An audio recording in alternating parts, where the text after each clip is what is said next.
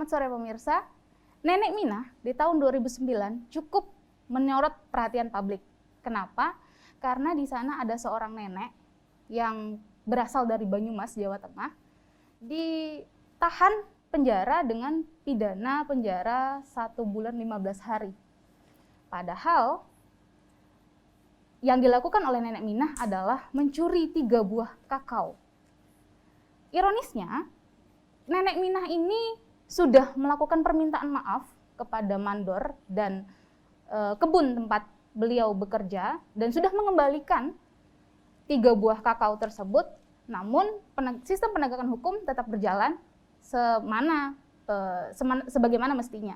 Nah, Nenek Minah ini menjadi sorotan publik karena publik menilai bahwa bagaimana penegakan hukum di Indonesia cenderung tajam ke bawah tapi tumpul ke atas.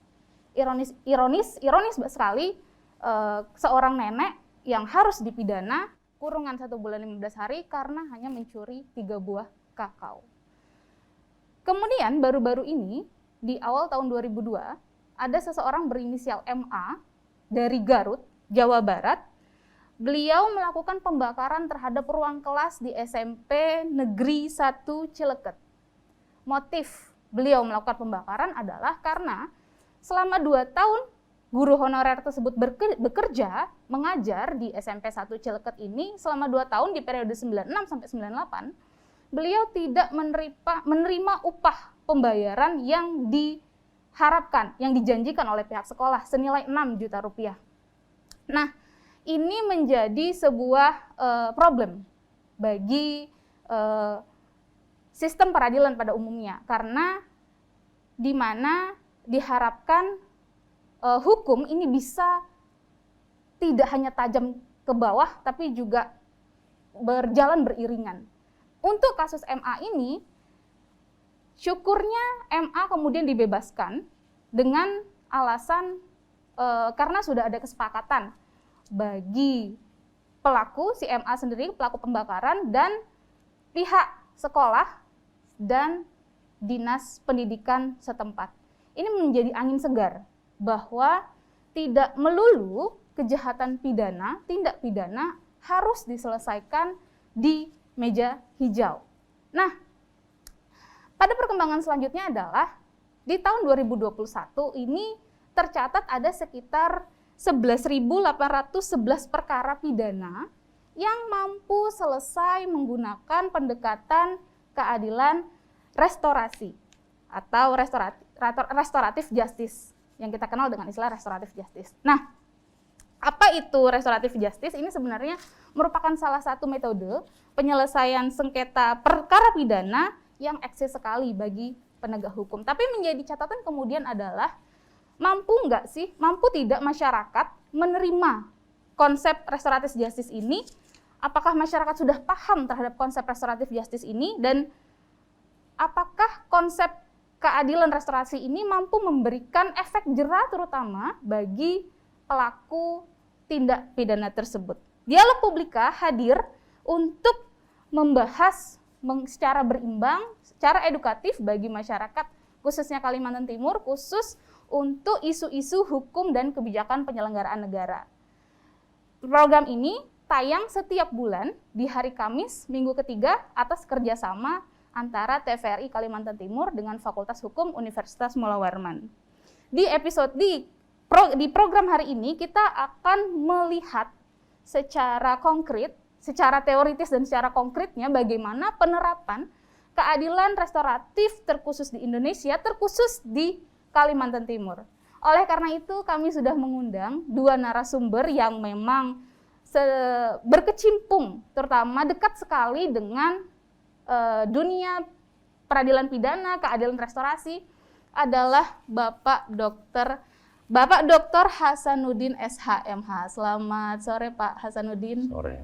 Beliau adalah Wakil Ketua Pengadilan Negeri Samarinda. Kita akan melihat komentar beliau terutama bagaimana implementasi konsep dari keadilan restorasi ini di Indonesia, di Kalimantan Timur khususnya. Nah, agar berimbang, kami juga mengundang akademisi yang konsen sekali di bidang hukum pidana, Beliau adalah Ibu Rini Tri Apriani. Selamat datang Bu Rini, selamat sore. Assalamualaikum. Waalaikumsalam warahmatullahi Sehat Bu? Sehat, alhamdulillah. Nah, Bu Rini, kita akan minta komentarnya terkait bagaimana sebenarnya konsep restorasi justice ini. Konsep restorasi justice ini dilihat dari kacamata keilmuan. Ini merupakan isu yang sudah lama, tapi bagaimana perkembangannya di dunia keilmuan, terutama di bidang penegakan hukum, akan kita bahas setelah ini. Nah, para pemirsa, kami memiliki tayangan. Oke, baik. Sebelum itu, mari kami sudah terhubung juga dengan mahasiswa dari Fakultas Hukum Universitas Mula Warman yang terhubung melalui Zoom. Halo, teman-teman mahasiswa, sudah bergabung? Oke, kameranya sudah di-on semua ya. Oke, nanti tolong disiapkan pertanyaannya untuk dua narasumber kita hari ini terkait tema penerapan keadilan restorasi, oke? Baik, juga bagi para pemirsa yang ingin berdiskusi langsung, pemirsa bisa menghubungi via line telepon di 0541 737 005. Baik, sebagai prolog pengantar pertama, tim sudah mempersiapkan video pengantar apa itu keadilan restorasi. Silahkan.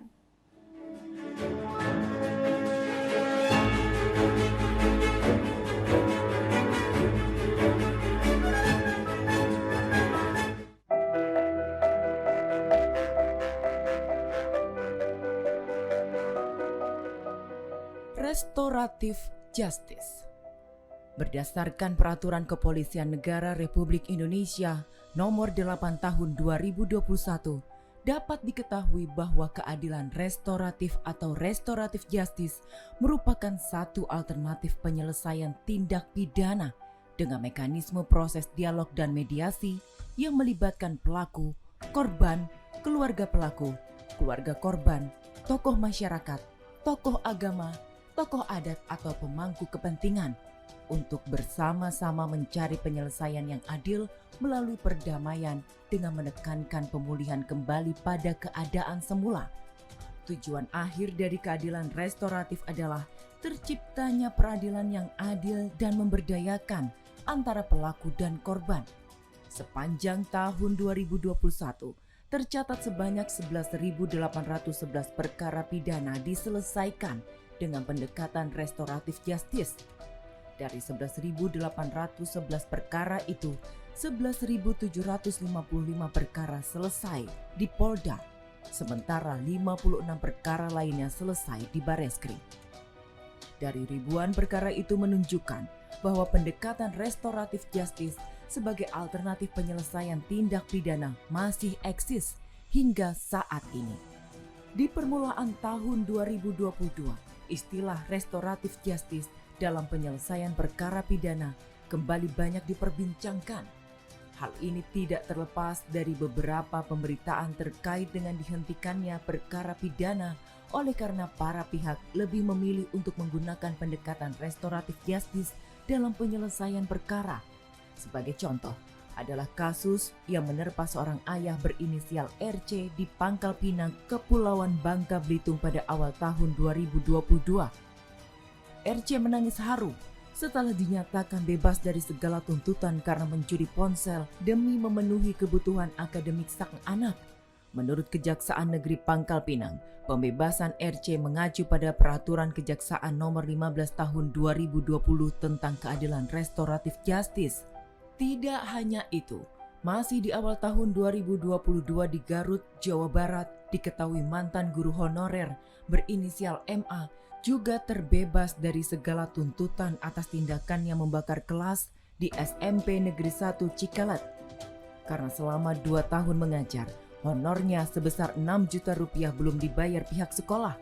MA kemudian dibebaskan setelah ada kesepakatan dari pihak sekolah dan Dinas Pendidikan serta didasarkan pada Peraturan Kepolisian Nomor 8 Tahun 2021 tentang penanganan tindak pidana berdasarkan keadilan restoratif.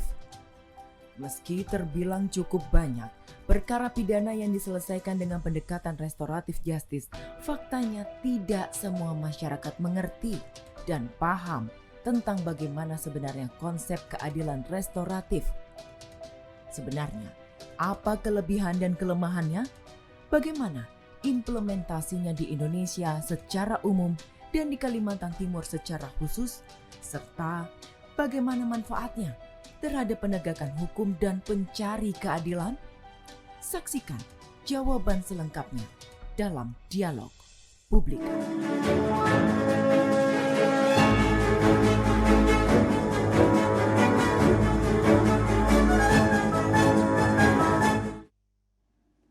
Ya, selamat datang pemirsa. Tadi sudah kita lihat prolog apa itu sebenarnya restoratif justice. Tapi saya akan langsung meminta komentar dari akademisi dulu deh, Ibu Rini. Bu, restoratif justice, apa sebenarnya restoratif justice ini, Bu? Oke.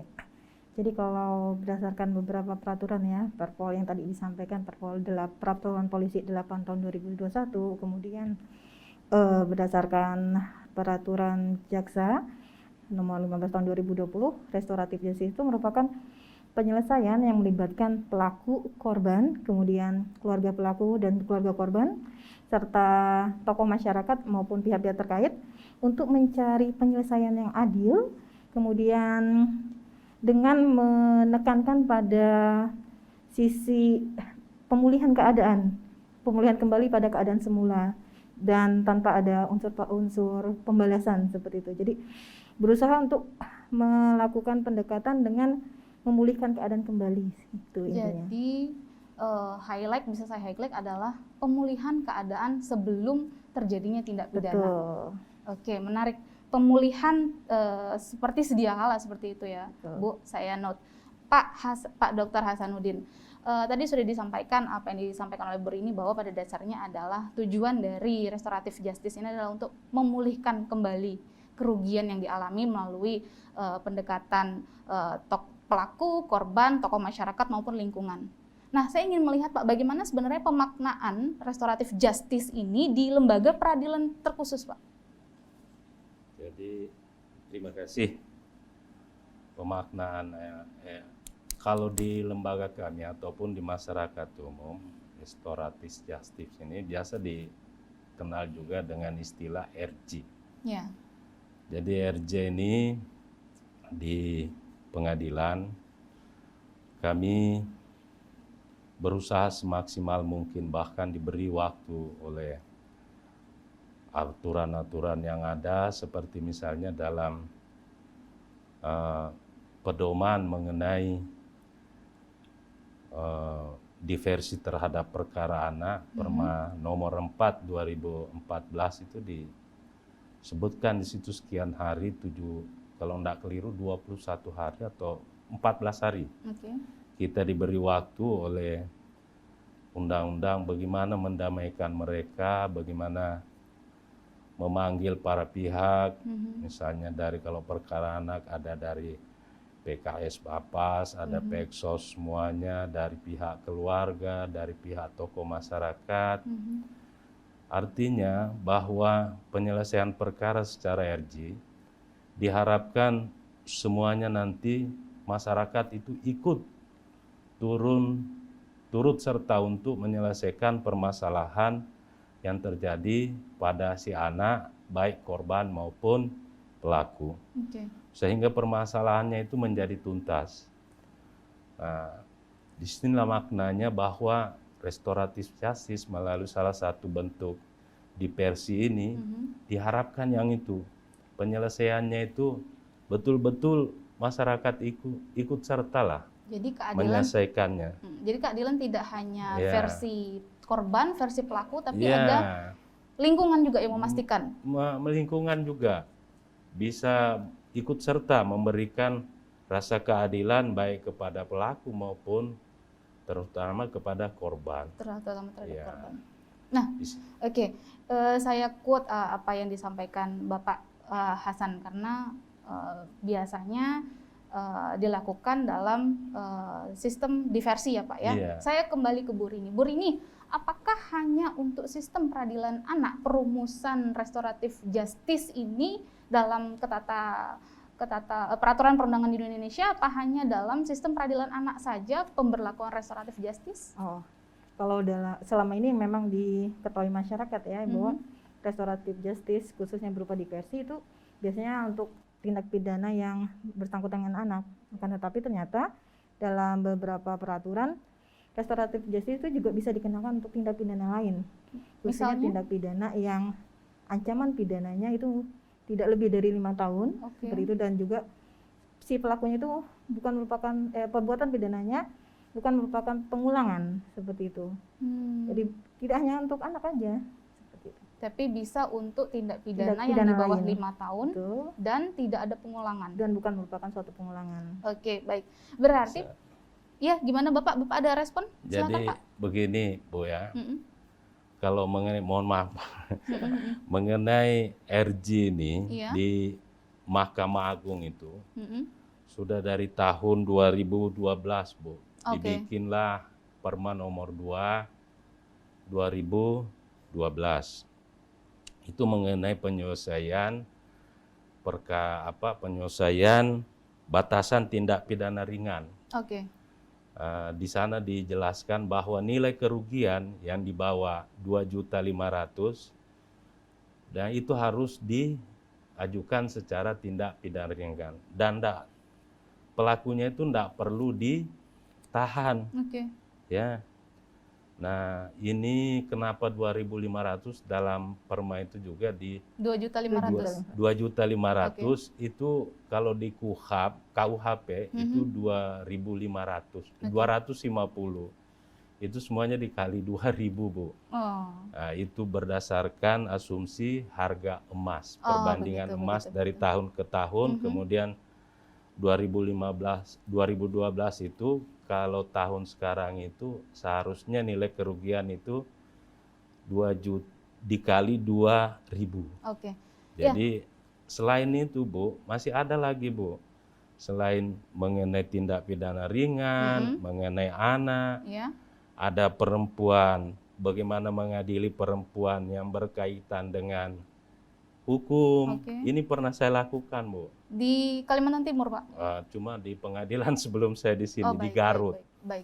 Ada perempuan yang terkait pidana, kami perlakukan bagaimana caranya menanya mereka, bagaimana ketua majelis memimpin sidang agar dia punya kesetaraan betul-betul terjaga. Di samping itu ada satu lagi Bu, mengenai RG dalam perkara narkotika, terutama mengenai pemakai. Oh, baik. Itu bisa dilakukan juga restoratif. pendekatan secara restoratif justice. Menarik Pak, tadi saya meng-highlight apa yang Bapak sebutkan, kalau pelaku pidana yang seperti Bapak sebutkan tadi, kerugiannya tidak sampai 2.500.000 dan lain sebagainya tadi, tidak perlu dipidana penjara. Iya. Nah, tapi masalahnya Pak, respon masyarakat kita saat ini adalah tidak puas rasanya kalau misalnya tidak melihat yang bersalah tersebut, pelaku pidana, kalau tidak dipidana penjara. Oke, tahan dulu Pak komentarnya, kita akan jeda iklan sejenak. Tetap bersama kami pemirsa dalam dialog Publika, Hukum dan Kebijakan Penyelenggaraan Negara.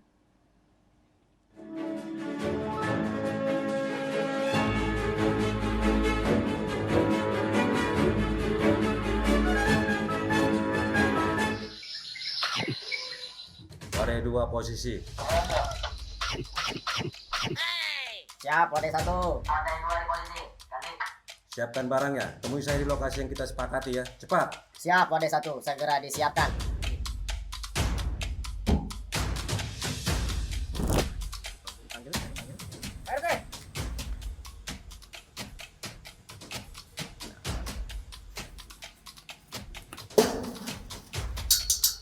Barangnya di pagar.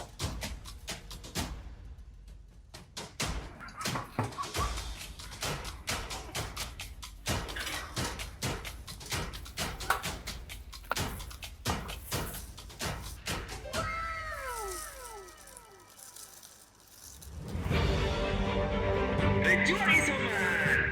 Tidak perlu membiarkan mereka yang berjuang melawan COVID-19. Yeay! Bu, cuaca pagi ini cerah betul. Ayo kita berjemur, biar sehat. Oh iya ya Pak ya. Gitu. Ayo.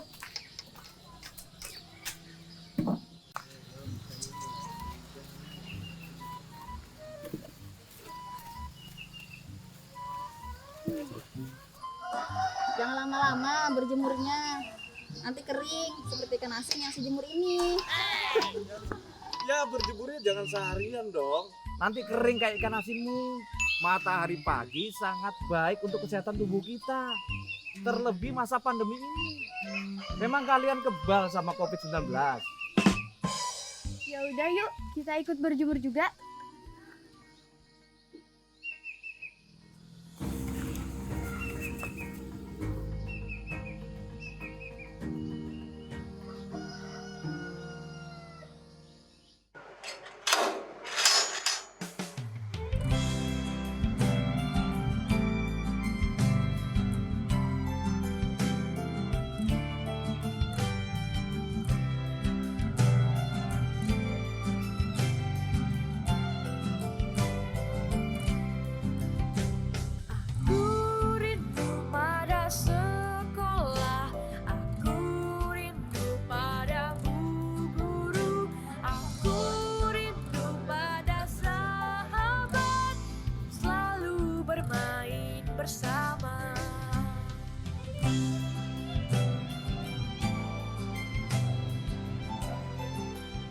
Assalamualaikum warahmatullahi wabarakatuh.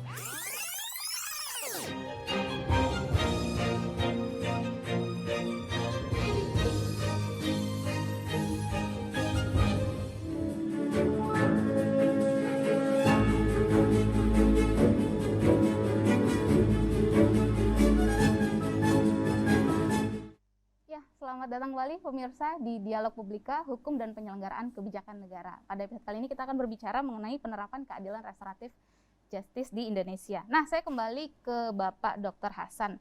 Pak, tadi kita sebelum pariwara, Bapak meng-highlight bahwa keadilan restoratif ini membuat pelaku tindak pidana ini tidak perlu dipidana. Sedangkan paradigma di masyarakat ada rasa tidak puas jika si pelaku tindak pidana ini tidak dihukum sesuai aturan. Nah, bagaimana Bapak melihat hal ini, Pak? Terima kasih. Inilah mungkin perlunya selalu kita mengedukasi masyarakat kita, memberikan sosialisasi kepada masyarakat kita bahwa pidana penjara itu bukan satu-satunya cara untuk mendidik masyarakat. Pemidanaan itu salah satu supaya masyarakat ataupun yang lain itu tidak melakukan kejahatan yang sama atau tidak mengulangi lagi hukumannya. Tetapi ada cara-cara yang lain yang seperti tadi diutarakan Ibu bahwa dengan dialog. Nah, kalau dialognya, kalau kami di Persi di pengadilan itu betul-betul masyarakat semua itu kami ikutkan. Dan nanti dibuatkan kesepakatan, salah satunya mungkin kalau ada kerugian dia harus mengganti nilai kerugian. Begitu juga orang tua pelaku harus hadir di persidangan itu, di Persi itu. Supaya nanti kalaupun dia melakukan lagi, dia akan menjalani hukuman. Nah, yang begini-begini lebih memberikan artinya penekanan terhadap si pelaku bahwa saya ini sudah dilakukan kemarin di Persi, dibuatkan perjanjian kalau melakukan lagi akan dihukum. Yang begini mungkin ke depan itu dia tidak akan mengulangi lagi. Begitu juga dengan masyarakat, dengan orang tuanya.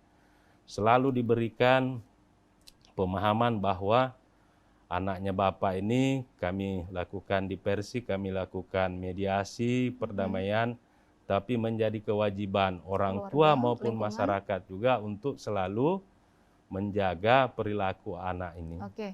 Iya. Menarik apa yang disampaikan oleh Pak Hasan. Saya kembali ke Bu Rini. Bu, tadi sudah disampaikan oleh Pak Hasan bahwa ada perhatian dari lingkungan untuk memastikan bahwa si pelaku tindak pidana ini tidak mengulangi lagi tindak pidana yang sudah dilakukan. Menurut Ibu secara umum, secara teoritis saja, lebih besar manfaat atau mudaratnya Bu dengan adanya keadilan restoratif ini? lebih besar manfaat atau mudaratnya ya. 50-50 sih kalau saya bilang ya. Oke, gimana anunya Bu? Kelebihan dan kelemahannya kalau Ibu Kalau melihat? kelebihan RJ ini merupakan salah satu, kalau istilah hukumnya, trial avoiding mechanism gitu ya. Oke. Salah satu cara untuk menghindari sistem peradilan pidana gitu. Sehingga beban jumlah kasus yang harus ditangani dalam peradilan itu nggak sebanyak yang ada, seperti itu yang pertama. Kemudian kelebihan yang kedua adalah bahwa jika memang pelaku itu dihukum melalui sistem peradilan pidana, maka otomatis kan biasanya salah satu pidana yang paling umum untuk dijatuhkan adalah pidana penjara. Dan itu akan mengakibatkan over di dalam penjara tadi, seperti Over capacity ya over Bu ya, dan capacity itu pada masalah akhirnya. kita Dan dari itu tahun menjadi ke masalah tahun, lagi, betul. seperti itu. Jadi itu kelebihan dari RJ. Akan tetapi kalau bisa saya katakan dari sisi hambatan atau kelemahannya mungkin ya kali ya, bahwa ya berkaitan dengan masyarakat itu respon positif masyarakat. Jadi merupakan salah satu syarat utama di dalam beberapa peraturan juga, bahwa harus ada respon positif dari masyarakat tersebut, seperti itu. Sehingga kadang masyarakat juga seperti yang Bapak sampaikan, masyarakat terkadang menganggap bahwa kalau tidak dihukum ya berarti itu aman aja untuk dilakukan, seperti itu. Jadi gak masalah kalau kami nanti suatu saat melakukan hal yang sama, seperti itu. Itu sih. Iya. Jadi apa yang disampaikan oleh Bu Rini tadi ada poin plusnya, salah satunya mengurangi penjara kita yang sudah over capacity, tapi di sisi lain perlu ada perubahan paradigma di masyarakat ya Bu ya, agar melihat bahwa sistem hukum itu tidak melulu berakhir di penjara, ada pendekatan-pendekatan lain, dan salah satu cara supaya bisa efisien adalah sosialisasi kepada masyarakat. Ya Pak Hasan, kalau bisa saya kutip. Oke, kita ke Zoom. Sudah ada teman-teman dari Fakultas Hukum Universitas Muhammad Warman yang juga ikut berdiskusi hari ini. Halo teman-teman. Iya, silahkan yang ingin bertanya langsung kepada Bapak Hasan atau kepada Ibu Rini. Saya persilakan. Siapa yang pertama? Silakan perkenalkan diri.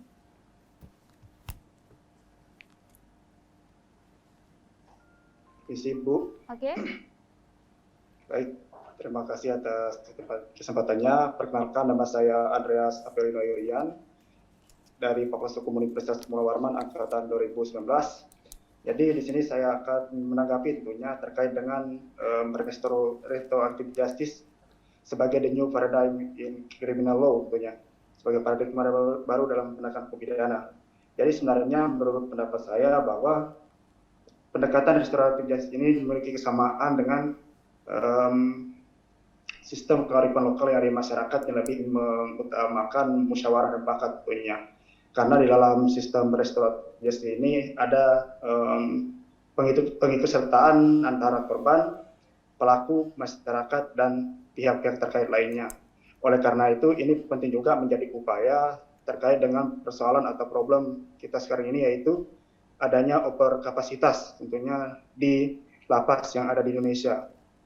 Dan ini juga membuat adanya perubahan persepsi publik bahwa setiap perkara-perkara pidana itu tidak hanya melalui jalur pengadilan yang sejatinya merupakan sifat ultimum remedium dari hukum pidana, namun juga bisa melalui mekanisme yang lebih secara persuasif, dalam artian bisa mengikutsertakan seluruh bagian-bagian dari perkara yang terjadi tersebut. Jadi itu merupakan suatu perkembangan tentunya dalam menghadapi bagaimana perkembangan hukum di masyarakat kita Indonesia tentunya. Jadi mungkin seperti itu saya lebih menanggapi dan memberikan pendapat. Terima kasih Ibu. Terima kasih Andreas. Ya kalau bisa saya highlight tadi statementnya Andreas, sebenarnya RJ ini bukan barang lama ya Bu, Pak ya. Karena musyawarah untuk mufakat memang sudah lekat dengan masyarakat kita. Kebiasaan masyarakat kita. Bagaimana responnya Pak Hasan dulu deh? Bahwa kalau RJ ini memang dari dulu masyarakat kita juga sudah menerapkan hal-hal yang demikian. Bahwa kalau pengalaman di persidangan, saya sudah 20 tahun lebih Bu. Jadi hakim, jadi pengalaman bersidang itu sudah banyak sekali Bu. 20 tahun ya Pak ya? Ya, perkara-perkara yang walaupun namanya RJ ini belum dibuat dalam aturan, tapi kami hakim itu masih tetap aja sudah dari dulu menerapkan hal-hal yang demikian. Rata-rata kalau mereka sudah berdamai di persidangan, misalnya sudah terlanjur ditahan, begitu kita putus, langsung dia keluar, tidak ditahan lagi. Begitu mungkin salah satu bentuk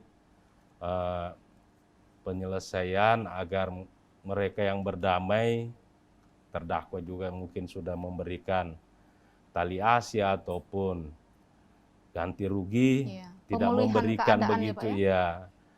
Biasanya kalau sudah terlanjur ditahan, begitu diputus mungkin 2 hari keluar gitu. Ataupun kalau tidak ditahan, biasa kami memberikan hukuman percobaan namanya, PW. Hukuman percobaan ini lebih berat sebetulnya dengan hukuman yang menjalani pidana. Misalnya kami hukum saja setahun, masa percobaan 2 tahun, Ibu. Berarti dia dalam 2 tahun itu tidak boleh melakukan tindak pidana. Kalau dia mau melakukan, yang setahun ini dia jalani juga. Ditambah pidana yang barunya. Nah, yang begitu-begitu bentuk-bentuk sebetulnya restoratif justice yang sudah dulu kami lakukan, cuma mungkin tidak ada yang dibilang RJ-RJ-nya ini. Tapi bagaimana caranya kami itu mengedukasi, memberikan pembinaan melalui putusan kepada terdakwa, ya begini caranya. Kami lakukan putusan yang sifatnya dia tidak ditahan, tetapi percobaan atau PW istilahnya, setahun Bu, percobaannya 2 tahun, itu yang maksimal. Berarti dalam 2 tahun, tidak boleh dia melakukan tindak pidana apa saja. Begitu dia melakukan, si korban ini melapor bahwa dia pukul lagi saja. Berarti yang setahun ditambah perkara yang baru, dia jalani. Iya, Itu. jadi ya memang dekat dengan masyarakat dan sedikit-sedikit semangat tersebut sebenarnya sudah diimplementasikan dalam sistem peradilan ya Pak ya. Oke, Bu Rini, responnya sedikit mengenai RJ ini dekat sekali dengan musyawarah untuk mufakat, gimana respon Ibu? Iya, benar yang disampaikan oleh Andreas tadi, bahwa memang karena di dalam RJ itu harus juga ada kesepakatan simpelnya seperti itu ya, berarti memang masyarakat seharusnya juga paham bahwa ini merupakan hal yang lumrah seperti itu yang terjadi di dalam masyarakat, bahwa saat terjadi persoalan dalam masyarakat juga mereka sering melakukan penyelesaian tersebut secara musyawarah. Jadi memang harusnya masyarakat memang mudah untuk menerima keberadaan RJ ini. Seharusnya masyarakat mudah menerima paradigma RJ yang baru ini ya Bu ya, karena selama ini sudah lekat dengan masyarakat. Oke, terima kasih Mas Andreas. Lalu kita ke mahasiswa berikutnya yang sudah bergabung di Zoom. Silakan. Bu. Oke, silakan sebutkan nama. Oke, baik. Perkenalkan, nama saya Lisa Aprilia Busraina dari FH Unmul. Saya izin menanggapi dan izin bertanya juga, Bu. Jadi pertama saya mau nanggepin ya tadi disampaikan Bapak Hasanuddin bahwa sudah cukup baik gitu ketika berbicara restoratif justice ini sendiri. Saya cukup sepakat karena kalau dilihat dari beberapa media juga ya, di Kaltim tahun 2021 lalu kan restoratif justice itu pernah diterapkan dengan pelaku pencuri kabel di Balikpapan. Nah, terus juga di awal Januari lalu tahun 2022 ternyata Kejagung menghentikan juga suatu kasus penggelapan mesin semprot melalui keadilan restoratif itu di Kota Baru. Jadi setidaknya masyarakat tidak terlalu baru ya mendengar kata restoratif justice ini sendiri begitu. Tapi kemudian menjadi persoalan adalah kalau dikutip, saya tadi sempat lihat data di Bank Kompas, Pak, Bu, terkait dengan keadilan restoratif yang dilihat oleh masyarakat pada 14 Februari 2022 lalu, bahwa menunjukkan 26,7% masyarakat banyak itu sangat takut gitu terkait dengan pengawasan proses dari keadilan restoratif ini sendiri, dan masyarakat minta untuk diperketat. Dan yang kedua, sekitar 76,3% masyarakat itu juga khawatir, Pak, Bu. Kenapa? Karena masyarakat memandang bahwa orang Indonesia itu sering pragmatis. Jadi mereka akan gunakan restoratif justice ini menjadi suatu hal yang memudahkan mereka begitu. Nah, itu sebenarnya persoalan yang kemudian harus dijawab. Terus kemudian menurut saya juga kalau bicara restoratif justice, ada dua yang harusnya menjadi perhatian. Yang pertama, kita harus bicara mindset dari masyarakat Indonesia itu sendiri. Dan yang kedua, kita akan bicara bagaimana kemudian melihat mindset daripada aparat penegak hukum. Itu kemudian yang harus berubah. Kenapa? Karena masyarakat Indonesia itu masih di pikirannya masih berpikir bahwa kalau orang itu berbuat salah, itu harus dipenjara dulu. Pasti pikirannya begitu gitu. Jadi ketika kita berbicara mengenai perubahan pragmatis dari hukum pidana klasik ke hukum pidana modern yang disampaikan sama Ibu Rini tadi, bahwa yang paling sulit itu sebenarnya bukan bagaimana kemudian merumuskan aturan, tapi bagaimana bisa menyadarkan masyarakatnya bahwa menggunakan hukum pidana sebagai sarana balas dendam atau lex talionis ya disebut, itu sebenarnya sudah kuno, udah dari zaman beribu tahun ke belakang begitu. Tetapi hukum pidana yang hadir saat ini harusnya bisa memberikan perkembangan modern dan tidak seperti itu jatuhnya. Bahkan memang fungsi perlindungan hukum itu sendiri di dalam hukum pidana yang saya pelajari di kampus pun itu bukan saja untuk melindungi masyarakat dari kejahatan, tapi dia melindungi suatu tatanan sosial, suatu tatanan masyarakat untuk bisa lebih tertib menuju ke arah kehidupan yang lebih baik. Bahkan ada juga gitu, saya lihat penyelesaian dengan semacam panel masyarakat ya. Salah satunya saya kira itu merupakan pendekatan restoratif justice, dan sebetulnya ini dalam konteks masyarakat Indonesia banyak sekali begitu pranata hukum adat di suatu tempat masih melakukan hal itu. Jadi tampaknya lebih mudah restoratif justice ini untuk diimplementasikan dengan masyarakat Indonesia. Kenapa? Karena nilai-nilainya itu sudah ada di kita. Nah, tapi yang menjadi pertanyaan saya tadi, Pak, Bu, di negara lain sebenarnya ada ya, kayak di Belgia, dia sudah menerapkan dua sistem tuh restoratif justice, semi destination sama weekend destination. Nah, mungkin nggak Indonesia yang kulturnya seperti ini bisa menerapkan itu gitu untuk ya selain mengurangi pengeluaran anggaran negara untuk ngasih makan para narapidana, dan juga bisa ngurangin over capacity kalapas juga. Mungkin nggak, Pak, Bu? Terima kasih. Oke, terima kasih Lisa. Menarik tadi apa yang disampaikan Lisa. Ada survei dari Kompas Bapak Ibu yang menyatakan sekitar 73% sebenarnya masyarakat ini khawatir dengan penerapan RJ, karena dinilai jangan-jangan RJ ini nanti pragmatis, artinya ketika terjadi suatu masalah maka melakukan pendekatan kesepakatan dan bebas, tidak di penjara seperti itu. Bagaimana respon Bu Rini terkait hal tersebut? Iya, itu yang tadi juga saya katakan, ini yang memang merupakan salah satu masalah utama dalam penerapan RJ di Indonesia, bahwa ternyata karakter, kalau bisa dikatakan karakternya dari masyarakat Indonesia yang memang seperti yang disampaikan oleh Lisa tadi, bahwa ternyata akan ada saja masyarakat yang menganggap bahwa dengan keberadaan RJ maka ya akan memudahkan mereka untuk melakukan suatu tindak pidana, pada akhirnya seperti itu. Walaupun seperti yang kita ketahui bahwa RJ ini memang merupakan salah satu cara paling efisien untuk trial avoiding mechanism tadi, seperti itu, dan untuk mengurangi over capacity dalam penjara. Seperti itu. Ya, itu salah satu jalan keluar ya Bu ya, salah satu upaya untuk menekan over capacity tadi. Nah, pertanyaan kedua Pak dari Lisa, mungkin ke Pak Hasan. Menyebutkan kalau Pak di Belgia katanya itu adanya dual system, artinya pada saat tertentu, pada jam-jam tertentu mungkin si terpidana ini akan dimasukkan ke penjara, tapi ketika weekdays dia akan tetap bekerja seperti biasanya, tapi nanti weekend dia kembali lagi masuk ke penjara. Kira-kira sistem di Belgia itu bisa nggak Pak diterapkan dalam restoratif justice di Indonesia terkhusus, gimana Pak? Ya, ini menjadi, terima kasih Bu. Ini menjadi pernah mata kuliah saya dapatkan itu, kalau enggak keliru itu dulu apa masih hakim MK sekarang atau tidak. Ya memang diharapkan Indonesia ke depan sistem pemidanaannya yang demikian. Bahkan untuk memberikan rasa jerah kepada pelaku-pelaku terutama korupsi, itu disarankan bahwa dia korupsi di mana, nanti waktu siang dia bekerja di situ. Bekerjanya itu bukan lagi jadi pimpinan, tetapi misalnya pada pekerjaan yang dibawa lah, misalnya cleaning service. Di mana itu Pak? Misalnya ini rencana. Oh, rencananya. Oke, baik. Jadi bukan cuma misalnya dia bekerja di sini kalau siang, bahkan dalam perkara-perkara tertentu diusulkan itu seperti korupsi. Nanti misalnya dia dikorupsi di dinas ini, dinas A.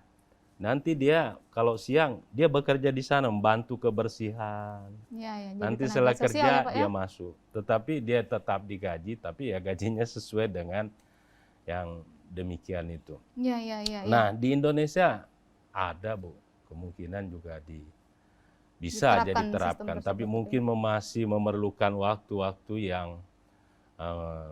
lama. Nah, mata kuliahnya kalau enggak keliru itu namanya penitensier, Bu, ya. Penitensier. Jadi seperti juga yang dianukan tadi Ade ini, bahwa apakah kemungkinan RJ ini cuma menjadi nanti kalau melakukan lagi, lakukan lagi. Nah, salah satu sekarang dibatasi dalam Perma nomor 4 2014 mengenai diversi, Bu. Iya. Kalau sudah pernah melakukan 2 kali kejahatan, tidak lagi di diversi, tidak Oke. lagi di RJ. Di RJ.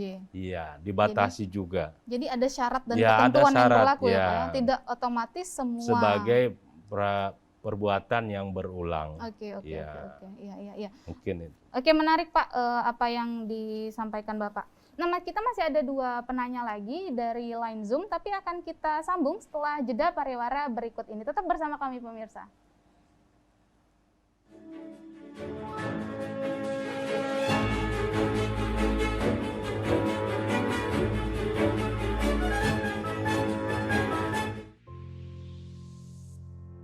Sebuah persembahan dari bumi Borneo.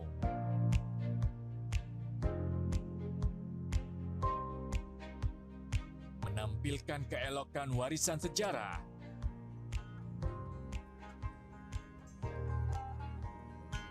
Mahakarya budaya tradisional bersatu padu dengan budaya modern.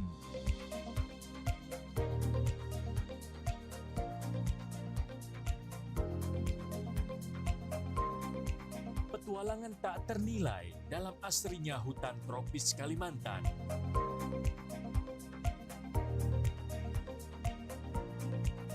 Berpadu debur ombak menyisir di atas pasir nan lembut. Pesona nirwana di timur Kalimantan.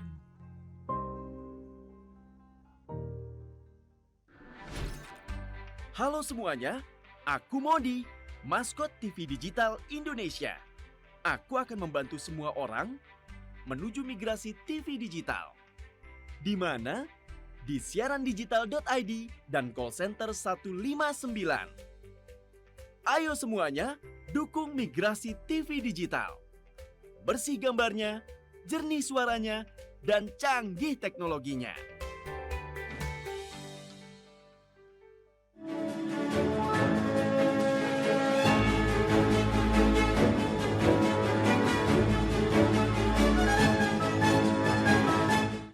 Masih bersama kami dalam Dialog Publika Negara dan Kebijakan Umum.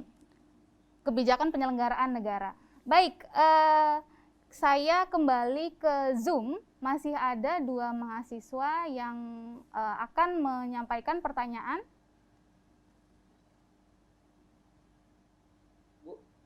Ya, mungkin kita panel saja nanti.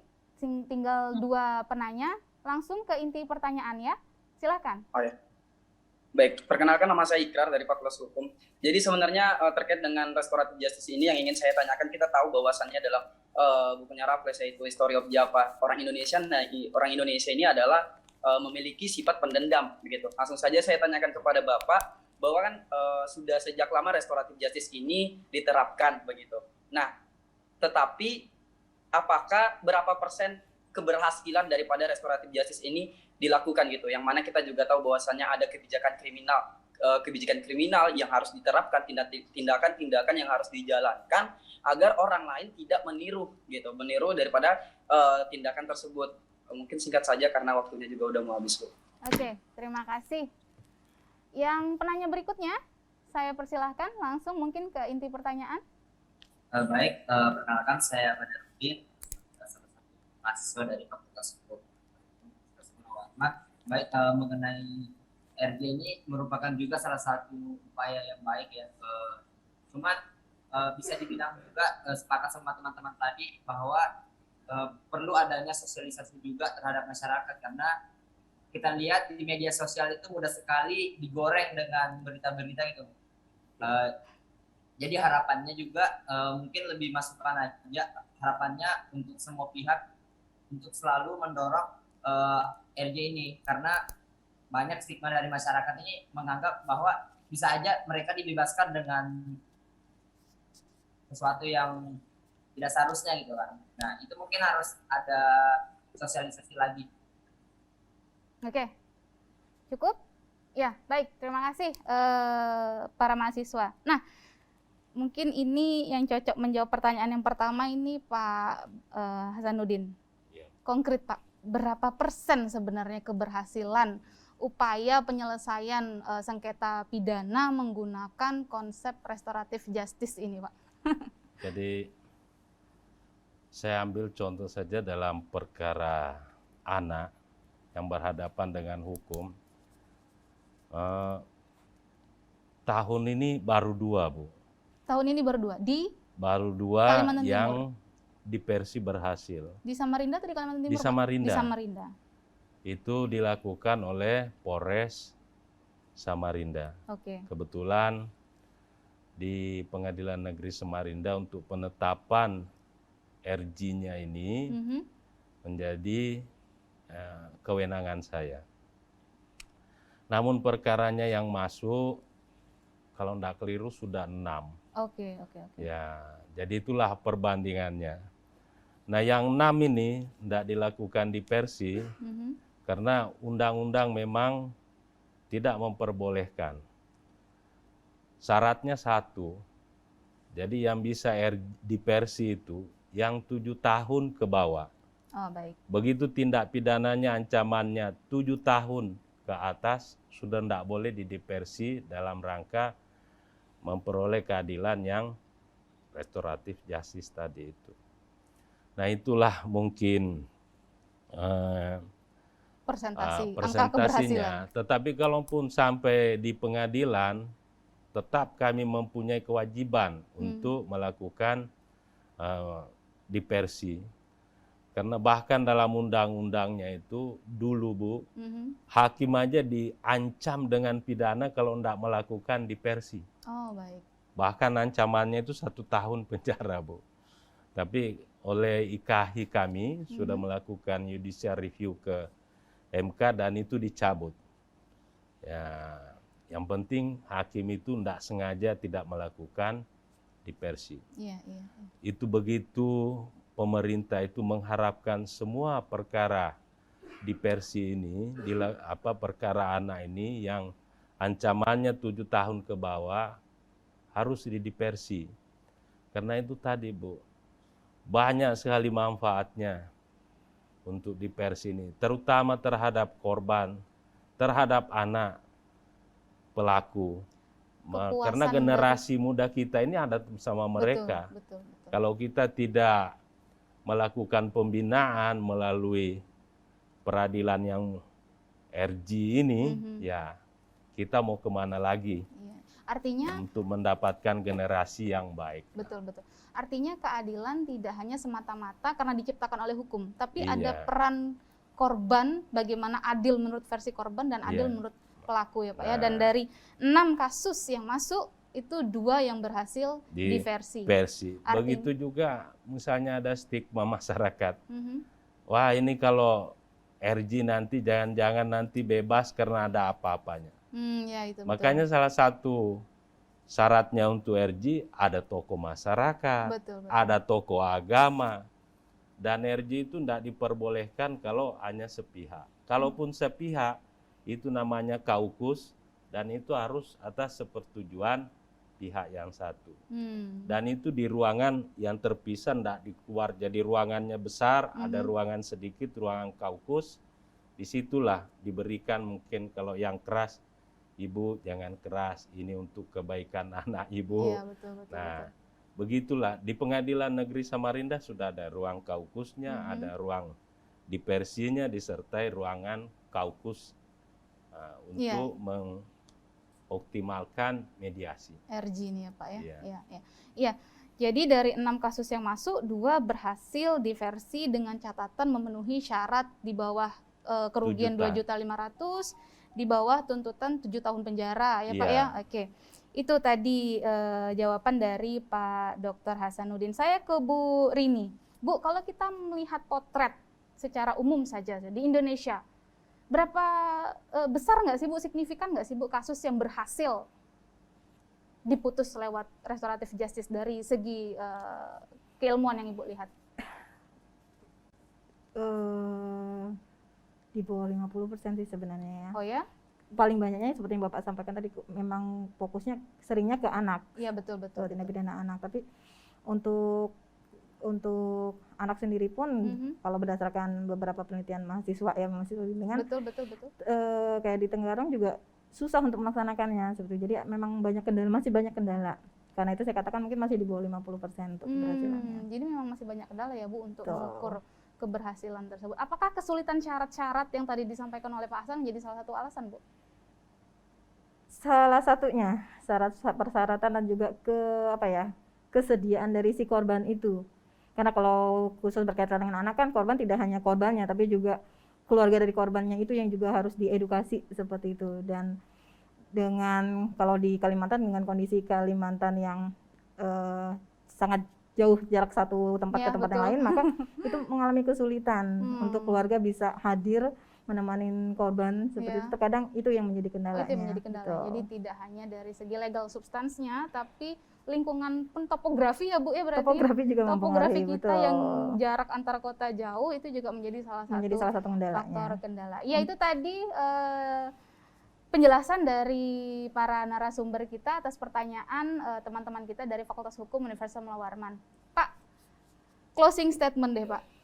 Apa yang Bapak harapkan dari, kalau di lingkungan peradilan sendiri kan memang sudah ada ya Pak ya SK-nya untuk menerapkan pedoman penerapan RG itu sendiri. Nah, kalau Bapak melihat harapan Bapak apa sih dengan adanya konsep RG? Closing statement, silahkan Pak. Dengan adanya penerapan restoratif justice di pengadilan ini, diharapkan semua permasalahan yang terjadi di masyarakat antara pelaku dengan korban pulih seperti sedia kala. Itu aja Bu yang diharapkan, sehingga dendam-dendam itu tidak ada lagi. Sekarang Bu, kalau mau sistem penjara, rata-rata sudah di penjara, keluar terdakwanya nanti dia cari, gara-gara kamu dulu saya di penjara. Nah yang begini-beginilah sebetulnya pentingnya ini restoratif justice ini kita dorong, kita edukasi ke masyarakat, kita sosialisasikan bagaimana baiknya, walaupun masih banyak kendala, hambatan ya seperti kita ketahui bahwa di lembaga penyidikan, kepolisian ada juga, di kejaksaan ada juga, di pengadilan ada juga RG-nya. Iya, betul. Ya, walaupun kalau kami di pengadilan bukan karena saya di pengadilan, Bu. Ini sudah dalam bentuk peraturan Mahkamah Agung. Kalau peraturan Mahkamah Agung itu bersifat mengikat secara umum. Bukan lagi surat keputusan atau surat edaran. Kalau SEMA biasanya mengikat kami hakim ataupun aparat pengadilan dalam melakukan tugas di pengadilan. Tapi kalau perma bersifat perundangan. Ya, itu tadi closing dari Bapak Dr. Hasanuddin selaku wakil Pengadilan Negeri Samarinda. Bu Rini, gimana Bu? Harapan Ibu terutama dengan adanya konsep restoratif justice ini bagi sistem peradilan di Indonesia secara umum? Ya, karena RG ini merupakan salah satu dari trial avoiding mechanism ya, maka harusnya kalau menurut saya itu ada dibuat suatu peraturan yang lebih tinggi daripada peraturan yang ada saat ini. Karena kan yang ada saat ini cuma peraturan polisi, peraturan kejaksaan, kemudian peraturan Mahkamah Agung seperti itu yang keberlakuan mengikatnya ya di instansi yang Instansi bersangkutan tersebut. seperti itu. Sehingga kalau instansinya tidak melaksanakan, kalau dari aturan sendiri kan memang tidak ada sanksi yang bisa dikenakan seperti itu. Jadi kalau dengan kata lain sih sekedar imbauan seperti itu, mau dilaksanakan ya, nggak dilaksanakan nggak Betul, apa-apa.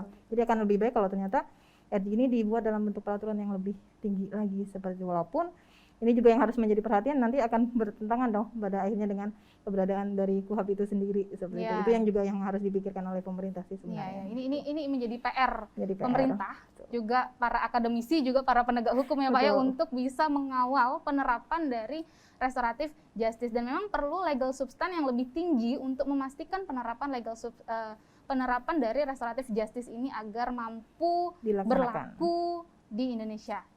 Terima kasih banyak Ibu Rini dan Pak Dr. Hasan, menarik sekali atas diskusi kita hari ini. Semoga mampu memberikan tayangan yang edukatif dan berimbang bagi pemirsa TVRI sekalian.